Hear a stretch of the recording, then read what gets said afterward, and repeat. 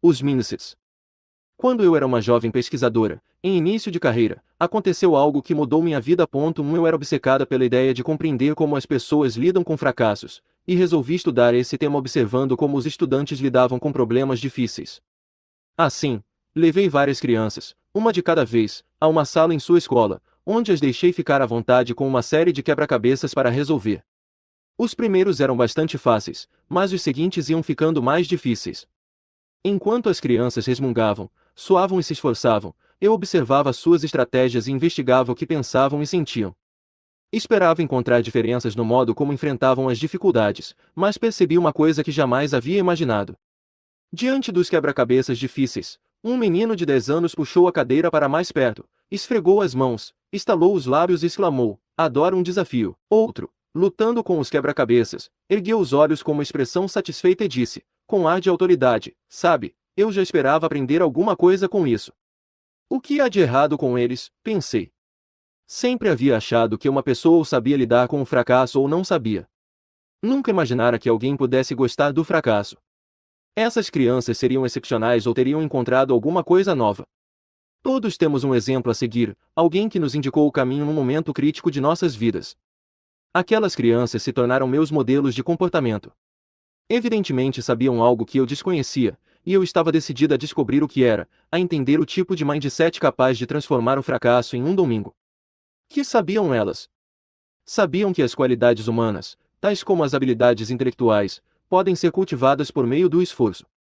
E era isso que estavam fazendo, tornando-se mais inteligentes. Não apenas o fracasso não as desestimulava, como nem sequer imaginavam que estivessem fracassando. Achavam que estavam aprendendo. Eu, por outro lado, achava que as qualidades humanas eram esculpidas em pedra. Ou você era inteligente ou não era, e o fracasso significava que não era. Simples assim. Se conseguia planejar os êxitos e evitar os fracassos, a qualquer custo, poderia continuar sendo inteligente. Os esforços, os erros e a perseverança não faziam parte desse panorama. A questão de saber se as qualidades humanas podem ser cultivadas ou se são imutáveis é antiga. A novidade é o que essas crenças significam para você. Quais são as consequências de imaginar que nossa inteligência ou nossa personalidade são características que podemos desenvolver, em vez de constituírem algo fixo, um traço profundamente arraigado? Examinaremos inicialmente o antiquíssimo e feroz debate a respeito da natureza humana e em seguida voltaremos à questão de saber o que tais crenças significam para você. Por que as pessoas são diferentes? Desde o começo dos tempos, as pessoas pensaram, agiram e viveram de modo diverso umas das outras. Obviamente alguém iria querer saber por que as pessoas eram diferentes, porque algumas são mais inteligentes ou mais éticas, e se havia alguma coisa que as tornava permanentemente distintas. Essa questão foi vista de duas maneiras pelos estudiosos. Alguns afirmavam que havia forte base física para as diferenças, que as tornava inevitáveis e inalteráveis. Ao longo do tempo, a essas alegadas diferenças físicas foram acrescidos as protuberâncias cranianas, frenologia, o tamanho e a forma do crânio, craniologia. Hoje em dia, os genes. Dois outros apontaram para a grande diversidade de formação de cada pessoa, suas experiências, o treinamento ou formas de aprendizado. Talvez você se surpreenda ao saber que um dos grandes defensores dessa opinião foi Alfred Binet, inventor do teste de quociente de inteligência, QI. 3 seria o objetivo desse teste resumir a inteligência imutável das crianças. Na verdade, não. Binet, francês que trabalhou em Paris no início do século XX, pretendia identificar as crianças que não estivessem obtendo êxito no aprendizado nas escolas públicas parisienses, a fim de possibilitar a criação de novos programas educativos que permitissem a sua recuperação. Sem negar as diferenças individuais nos intelectos infantis, Binet acreditava que a educação e a prática seriam capazes de produzir mudanças fundamentais na inteligência. Eis um trecho de uma de suas principais obras, Ideias Modernas sobre as Crianças, no qual ele resume o trabalho que realizou com centenas de crianças que tinham dificuldades de aprendizado. Alguns filósofos modernos afirmam que a inteligência de um indivíduo é uma quantidade fixa, uma quantidade que não pode ser aumentada. Devemos reagir e protestar contra esse pessimismo brutal. Com a prática, o treinamento, acima de tudo, o método, somos capazes de aperfeiçoar nossa atenção, nossa memória e nossa capacidade de julgamento, tornando-nos literalmente mais inteligentes do que éramos antes. 4. Quem terá razão? Hoje em dia, a maioria dos especialistas concorda que não há uma única resposta. Não se trata de natureza ou estímulo, genes ou meio ambiente. A partir da concepção, há um intercâmbio constante entre uma coisa e outra.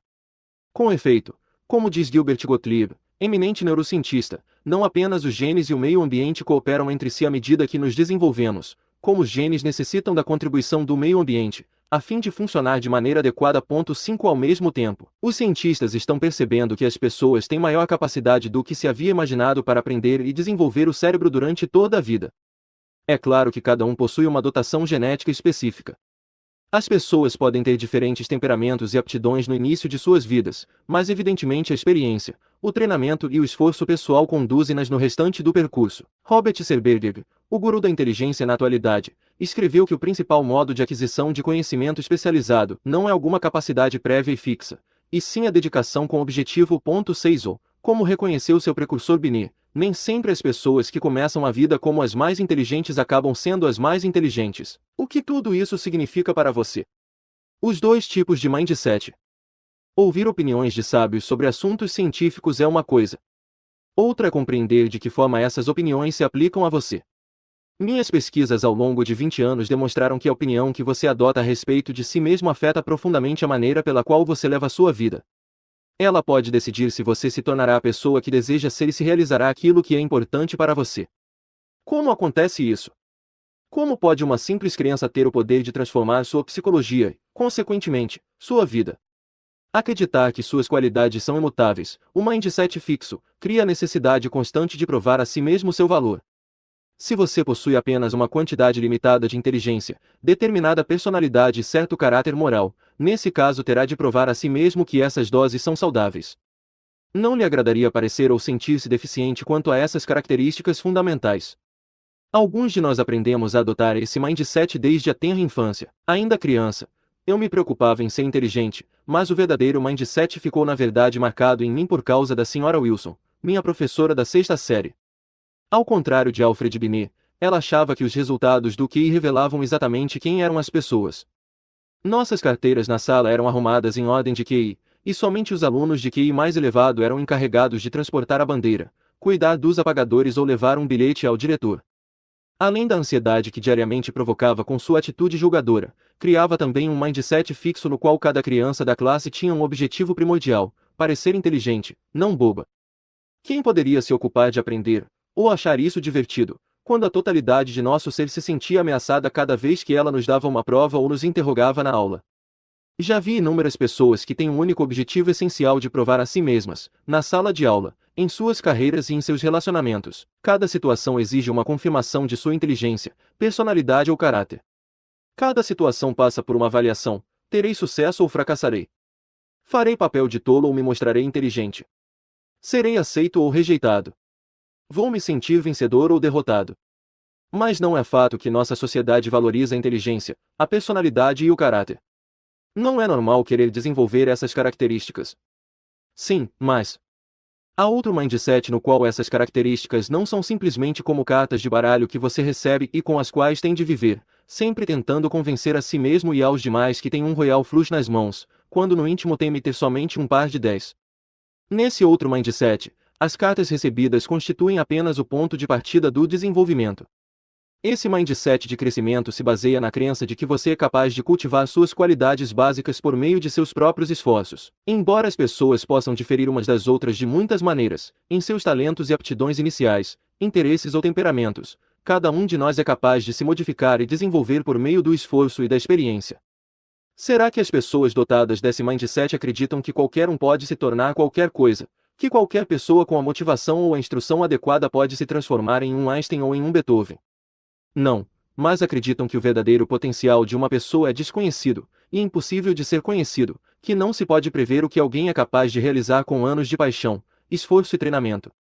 Você sabia que Darwin e Tolstói foram considerados alunos medianos? Que Ben Hogan, um dos maiores jogadores de golfe de todos os tempos, era completamente descoordenado e desajeitado quando criança. Que a fotógrafa Cindy Sherman, que aparece praticamente em todas as listas dos artistas mais importantes do século XX, foi reprovada em seu primeiro curso de fotografia. Que Geraldine Page, uma de nossas maiores atrizes, foi aconselhada a abandonar a profissão por falta de talento. Você pode agora perceber como a crença de que é possível desenvolver as qualidades desejadas cria uma paixão pelo aprendizado. Por que perder tempo provando constantemente a si mesmo suas grandes qualidades se você pode se aperfeiçoar? Por que ocultar as deficiências em vez de vencê-las? Por que procurar amigos ou parceiros que nada mais farão do que dar sustentação à sua autoestima, em vez de outros que o estimularão efetivamente a crescer? E por que buscar o que já é sabido e provado, em vez de experiências que o farão se desenvolver? A paixão pela busca de seu desenvolvimento e por prosseguir nesse caminho, mesmo, e especialmente, quando as coisas não vão bem, é o marco distintivo do mindset de crescimento. Esse é o mindset que permite às pessoas prosperarem em alguns dos momentos mais desafiadores de suas vidas. Uma visão a partir de cada mindset 7. Para ter uma melhor visão do funcionamento dos dois mindsets, imagine, da forma mais vívida possível, que você é um jovem num dia realmente ruim. Certo dia, você está numa aula muito importante para você, e da qual gosta muito. O professor entrega aos alunos as provas de meio de semestre corrigidas. Sua nota foi 5. Você fica muito decepcionado. Naquela tarde, ao voltar para casa, descobre que seu carro foi multado por estacionamento em local proibido. Completamente frustrado, você telefona para seu melhor amigo para compartilhar tudo o que lhe aconteceu, mas ele não lhe dá muita atenção. O que você pensaria? O que sentiria? O que faria? As pessoas que adotam um mindset fixo me responderam assim: eu me sentiria rejeitado, sou um fracasso total, sou um idiota, sou um perdedor, me sentiria inútil e tolo, todos os outros são melhores do que eu, sou um lixo. Em outras palavras, entenderiam o que aconteceu como uma medida direta de sua competência e de seu valor. Eis o que pensariam sobre suas vidas: minha vida é lamentável, não tenho vida, alguém lá em cima não gosta de mim, todos estão contra mim. Alguém quer acabar comigo, ninguém gosta de mim, todos me odeiam, a vida é injusta e todos os esforços são inúteis, a vida é um horror. Sou um idiota. Nada de bom me acontece, sou a pessoa mais sem sorte do mundo. Perdão, mas houve morte e destruição ou simplesmente uma nota baixa, uma multa e um telefonema desagradável. Serão essas apenas pessoas com baixa autoestima? Ou serão pessimistas de carteirinha? Não, quando não estão lidando com o fracasso, sentem-se tão valiosas e otimistas, e inteligentes e atraentes, quanto as que adotam um mindset de crescimento. Então, de que maneira lidam com o fracasso? Eu não me preocuparia em perder tempo me esforçando para fazer bem qualquer coisa. Em outras palavras, não deixarei que ninguém me avalie novamente. Não farei nada. Ficarei na cama. Vou encher a cara. Vou comer. Vou dar uma bronca em alguém se tiver oportunidade. Vou comer chocolate. Vou ouvir música e ficar de cara feia. Vou entrar no armário e ficar lá dentro. Vou arranjar uma briga com alguém. Vou chorar. Vou quebrar alguma coisa. Que mais posso fazer? Que mais posso fazer? Vejam, quando elaborei aquela situação hipotética, determinei que a nota fosse 5, e não 2, que a prova fosse do meio do semestre, e não a final, que fosse uma multa, e não um acidente. O amigo do protagonista não lhe deu muita atenção, mas não o rejeitou completamente. Nada do que aconteceu era catastrófico ou irreversível.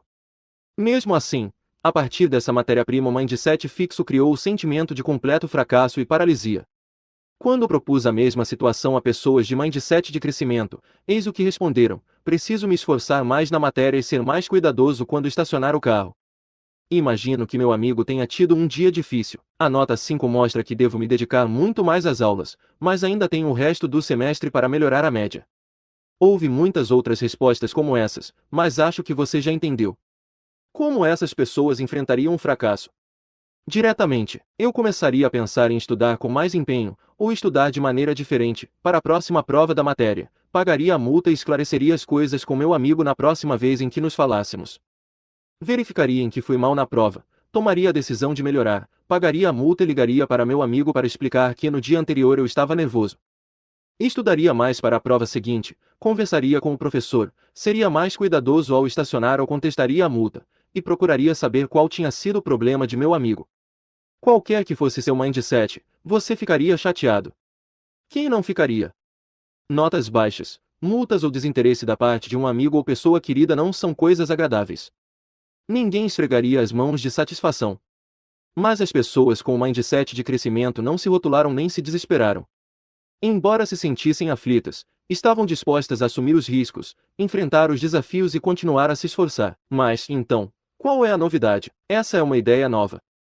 Há muitos ditados que mostram a importância do risco e o poder da persistência, como quem não arrisca não petisca, se não der certo da primeira vez, tente uma segunda e uma terceira, ou Roma não foi feita em um só dia.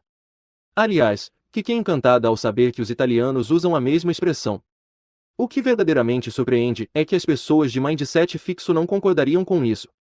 Para elas, os ditados seriam: se eu não arriscar, nada perderei; se não der certo da primeira vez, é porque provavelmente não tenho competência; se Roma não foi feita em um só dia, provavelmente foi porque não poderia ser feita em menos tempo. Em outras palavras, risco e esforço são duas coisas capazes de revelar suas deficiências e mostrar que você não está à altura da tarefa. Com efeito, é espantoso verificar até que ponto as pessoas de mindset fixo não acreditam no esforço. O que também constitui novidade é que as ideias das pessoas a respeito de risco e esforço derivam de seus índices mais básicos. Não se trata somente do fato de que algumas pessoas são capazes de reconhecer o valor de desafiar a si mesmas e a importância do esforço. Nossa pesquisa demonstrou que isso deriva diretamente do mindset de crescimento. Quando ensinamos alguém esse mindset, cujo ponto focal é o desenvolvimento, as ideias sobre desafio e esforço vêm em seguida. Da mesma forma, não se trata somente de que para algumas pessoas o desafio e o esforço podem não ser agradáveis. Quando, temporariamente, colocamos alguém num mindset fixo, que se concentra nas características permanentes, essa pessoa rapidamente passa a temer o desafio e a desvalorizar o esforço. Vemos com frequência livros com títulos como Os 10 Segredos das Pessoas Mais Bem-Sucedidas do Mundo lotando as prateleiras das livrarias, e esses livros podem fornecer muitas dicas úteis, mas em geral nada mais são do que uma lista de conselhos sem relação uns com os outros, como assuma mais riscos, ou acredite em você mesmo. Você passa a admirar as pessoas capazes de fazer isso, mas nunca fica claro de que forma essas coisas se interrelacionam ou como você poderia alcançar esse caminho. Assim, você se sente inspirado durante alguns dias, mas basicamente as pessoas mais bem-sucedidas do mundo conservam seus segredos bem guardados. Ao contrário disso, à medida que você começa a compreender os índices fixo e de crescimento, passa a ver exatamente como uma coisa leva a outra, como a crença de que suas qualidades são imutáveis gera diferentes pensamentos e atos, e como a crença de que suas qualidades são suscetíveis de serem cultivadas gera diferentes pensamentos e atos, guiando por um caminho completamente distinto. É o que nós, psicólogos, chamamos de uma experiência de descoberta. Não apenas vi isso em minha pesquisa quando ensinamos alguém um novo mindset, mas recebo a toda hora cartas de pessoas que leram minhas obras. Essas pessoas reconhecem a si mesmas. Ao ler seu artigo, literalmente me vi repetindo: isso sou eu, isso sou eu. Percebem as conexões? Seu artigo me entusiasmou. Senti que havia descoberto o segredo do universo. Sentem que seus índices se reorientam. Sem dúvida sou capaz de relatar uma espécie de revolução pessoal que acontece em meu próprio raciocínio, e esse sentimento é excitante. E são capazes de pôr essas novas ideias em prática para si mesmas e para os outros. Seu trabalho permitiu que eu transformasse meu trabalho com crianças e olhasse a educação por um prisma completamente diferente, ou gostaria de informá-la do impacto, tanto no nível pessoal quanto no prático, que sua extraordinária pesquisa trouxe para centenas de estudantes. Autopercepção. Quem tem ideias precisas sobre suas capacidades e limitações? Bem, pessoas com mindset de crescimento podem não se achar nenhum Einstein ou Beethoven, mas não será mais provável que tenham opiniões exageradas a respeito de suas capacidades e busquem coisas além de seu nível de competência. De fato, estudos mostram que poucos sabem avaliar suas capacidades. 8 Recentemente, procuramos investigar que tipo de pessoa conseguiria fazer avaliações mais precisas sobre si mesma. 9 Sem dúvida, verificamos que há muito pouca exatidão nas estimativas de seu desempenho e de suas capacidades. Mas aqueles com mindset fixo foram responsáveis por quase toda a inexatidão. Pessoas de mindset de crescimento foram extraordinariamente precisas. Pensando bem, faz sentido. Se você acreditar que é capaz de se aperfeiçoar, assim como fazem os que adotam um mindset de crescimento, estará aberto a informações exatas sobre suas capacidades atuais, ainda que não sejam lisonjeiras. Além disso, se estiver orientado para o aprendizado, como estão essas pessoas, terá necessidade de informações exatas sobre sua capacidade, a fim de aprender com eficiência. No entanto, se quaisquer dados sobre suas preciosas características forem vistos como boas notícias ou más notícias, como ocorre com as pessoas de mindset fixo, é quase inevitável que aconteçam distorções. Alguns resultados serão enaltecidos, outros, desprezados, e você acabará sem realmente se conhecer. Em seu livro Mentes Extraordinárias, Howard Gardner concluiu que os indivíduos extraordinários possuem um talento especial para identificar seus próprios pontos fortes e fracos. 10 É interessante observar que os que têm mindset de crescimento parecem possuir esse talento. O que o futuro nos reserva? Outra coisa que os indivíduos extraordinários parecem possuir é um talento especial para converter em sucesso futuro as adversidades da vida. Os estudiosos de criatividade concordam. Numa enquete com 143 pesquisadores da criatividade, houve amplo acordo sobre o principal ingrediente para a obtenção de sucesso criativo. 11 E esse ingrediente era exatamente o tipo de perseverança e resiliência produzido pelo mindset de crescimento. Você pode voltar a perguntar: como é possível que uma crença leve a tudo isso? Gosto pelo desafio, confiança no esforço, resiliência diante de adversidades e maior, e mais criativo sucesso. Nos próximos capítulos, você verá exatamente como isso acontece, como o mindset altera o que as pessoas buscam e o que identificam como sucesso. De que maneira ele modifica a definição, a importância e o impacto do fracasso, e como transforma o sentido mais profundo do esforço. Verá como os índices funcionam na escola, no esporte, no trabalho e nos relacionamentos. Verá de onde eles vêm e como podem ser modificados. Desenvolva seu mindset. Qual é o seu mindset? 12 Responda a estas perguntas sobre inteligência. Leia cada uma das afirmativas seguintes e diga-se, na maior parte das vezes, concorda ou não com elas. 1. Sua inteligência é algo muito pessoal, e você não pode transformá-la demais. 2. Você é capaz de aprender coisas novas, mas, na verdade, não pode mudar seu nível de inteligência. 3. Qualquer que seja seu nível de inteligência, sempre é possível modificá-la bastante. 4. Você é capaz de mudar substancialmente seu nível de inteligência. As afirmativas 1 e 2 referem-se ao mindset fixo. As de número 3 e 4 refletem o mindset de crescimento. Com qual dos dois grupos você concorda mais? É possível que sua resposta seja mista, mas a maioria das pessoas se inclina mais para um grupo do que para o outro. Você também possui crenças a respeito de outras capacidades. Pode substituir inteligência por talento artístico, tino comercial ou aptidão para esportes. Tente fazer isso. Não se trata somente de suas aptidões, mas também de suas qualidades pessoais. Veja estas afirmações sobre personalidade e caráter e decida se concorda ou não com cada uma delas. 1. Você é certo tipo de pessoa, e não há muito que se possa fazer para mudar esse fato. 2. Independente do tipo de pessoa que você seja, sempre é possível modificá-lo substancialmente. 3. Você pode fazer as coisas de maneira diferente, mas a essência daquilo que você é não pode ser realmente modificada. 4. Você é capaz de modificar os elementos básicos do tipo de pessoa que você é.